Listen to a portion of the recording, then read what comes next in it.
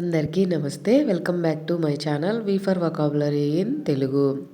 So ముందుగా previous వీడియోలో వచ్చినటువంటి ఛాలెంజ్కి కరెక్ట్గా ఆన్సర్ చేసిన వాళ్ళు సునీల్ గారు, కృష్ణకుమారి గారు, నీలు గారు అండి. మిగతా వాళ్ళందరూ ఎడిపోయారు.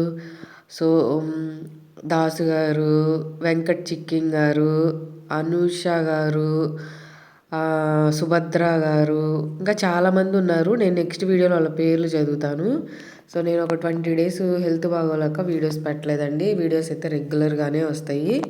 ఇంకోటి ఏంటంటే నెక్స్ట్ జూలై 1 నుంచి ఒక మంచి మనందరికీ మీ అందరికీ నచ్చిద్దనే అనుకుంటున్నాను. ఒక మంచి అప్డేట్ అయితే తేబోతున్నాను. అది ఏంటి అనేది నెక్స్ట్ వీడియోలో నేనైతే చెప్తాను. ముందుగా మనం నిన్న ఇచ్చినటువంటి ఛాలెంజ్కి ఆన్సర్ ఫుల్ ఫ్లెడ్జ్డ్గా నేర్చుకుందాం. వెస్టిబ్యూల్ ఎలా పలకాలి? వెస్టిబ్యూల్ అని పలకాలండి. ఈ వర్డ్ కింద ఎలా పలకాలో ఇచ్చాను చూడండి. వెస్టిబ్యూల్ అంటే ముఖమండపం. అంటే ఏంటి మేడం అంటారేమో.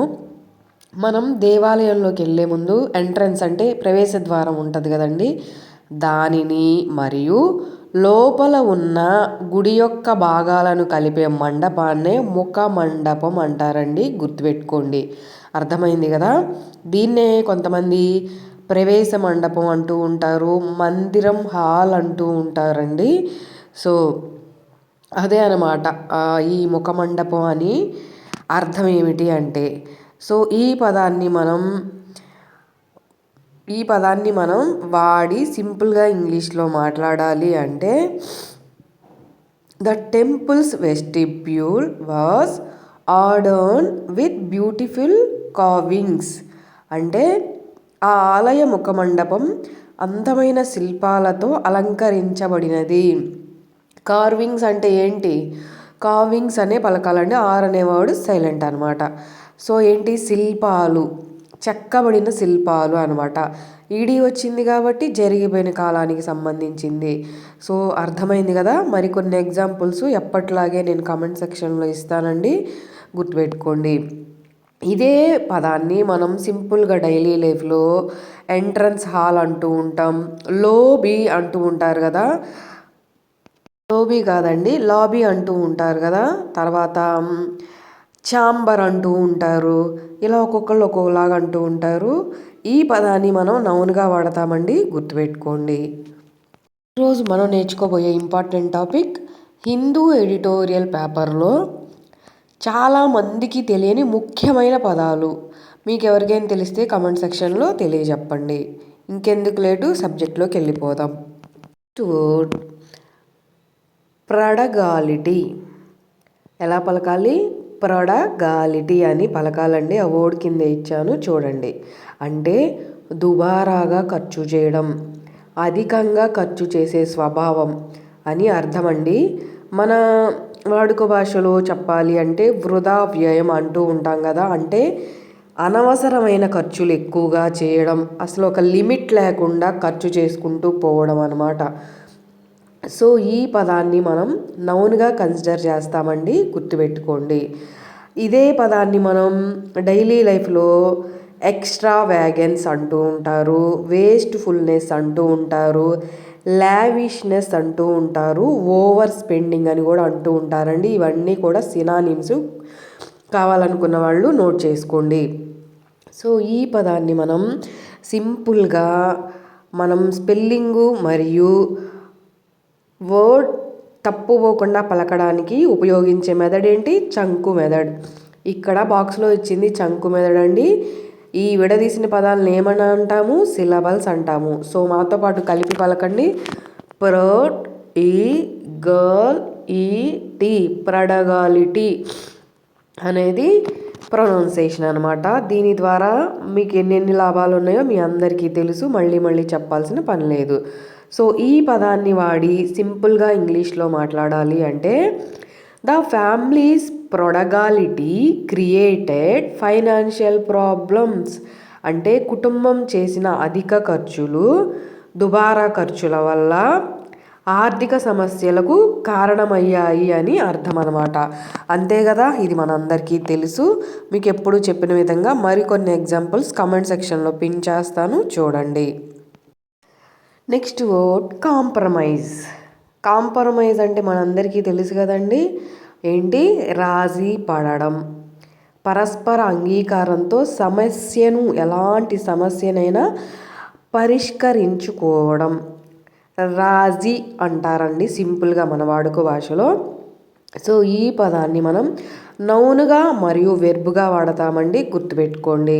ఇదే పదాన్ని మనం డైలీ లైఫ్లో అగ్రిమెంట్ అంటూ ఉంటారు, సెటిల్మెంట్, అకామిడేషన్ అంటూ ఉంటారు, మిడిల్ గ్రౌండ్ అంటూ ఉంటారండి. ఇవన్నీ కూడా సినానిమ్స్ అన్నమాట. సో ఈ పదాన్ని మనం చంకు మెదడు ద్వారా కాంప్రమైజ్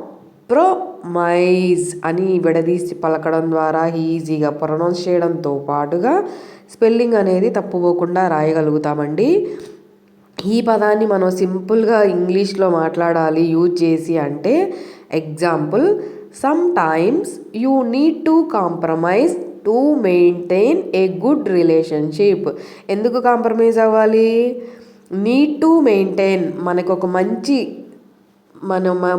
కుటుంబ బంధాలు కానీ మంచి సంబంధాలు పోగొట్టుకోకుండా వదులుకోకుండా ఉండాలంటే కొన్నిటికి రాజీ పడాల్సి ఉంటుంది అని అర్థం అనమాట. మన పెద్దవాళ్ళు కూడా చెప్తూ ఉంటారు కదా, ఏదైనా సమస్య రాగానే అరే ఇది చిన్న సమస్య, రాజీ పడండి, దీనివల్ల మీరు కొట్టుకోవద్దు, విడిపోవద్దు అంటూ ఉంటారు కదా, అదే సందర్భం అన్నమాట. సో అర్థమైంది కదా. Coming to the next word, ideologically. Ideologically అంటే సిద్ధాంతపరంగా, భావజాల పరంగా లేదా వాడుక భాషలో తాత్వికంగా అని అర్థమండి. అంటే మనం ఏదైతే నమ్ముతూ వస్తామో మన చిన్నప్పటి నుంచి మన పెద్దవాళ్ళు చెప్పిన దాని ప్రకారంగా భావించే ఒక భావన అన్నమాట. అంటే ఇది ఒక యాడ్వర్బ్ అండి, గుర్తుపెట్టుకోండి. సో దీన్ని ఏంటంటే మన చిన్నప్పటి నుంచి ఏదైతే మనం నమ్ముతూ మన పెద్దవాళ్ళు చెప్పింది బట్టి ఎదుగుతూ వస్తామో దాన్ని బట్టి ఏదైనా సందర్భంలో చెప్పాల్సినప్పుడు, సో దీన్ని మనం జనరల్గా అయితే ఫిలాసఫికల్లీ లేదా ప్రిన్సిపల్లీ, బిలీఫ్ వైజ్ అంటే మనం ఏదైతే నమ్ముతామో దాని ప్రకారంగా చెప్పే జడ్జిమెంట్ అవ్వచ్చు, చేసే విధానం కావచ్చు. సో దాన్ని ఏమంటాము?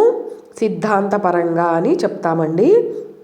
సో మనం దీన్ని చంకు మెదడు ద్వారా ఐడియాలజికల్లీ అని విడదీసి పలకడం ద్వారా ఈజీగా ప్రొనౌన్స్ చేయడంతో పాటుగా స్పెల్లింగ్ అనేది కూడా తప్పుపోకుండా రాయగలుగుతామండి, గుర్తుపెట్టుకోండి.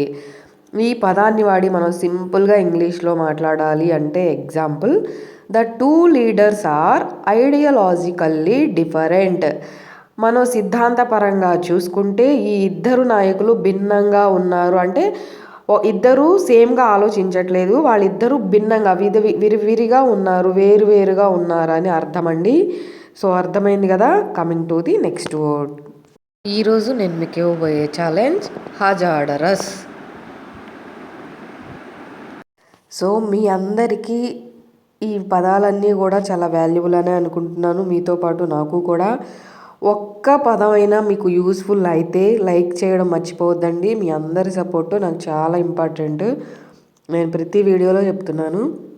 సో మీకు నచ్చినట్లయితే, ఎవరికైనా యూస్ఫుల్ ఉందంటే తప్పకుండా మర్చిపోకుండా షేర్ చేయండి. మీరు ఈరోజే చూస్తూ నిజంగా కంటెంట్ బాగుంది, యూస్ఫుల్ అనుకుంటే సబ్స్క్రైబ్ చేసుకోండి.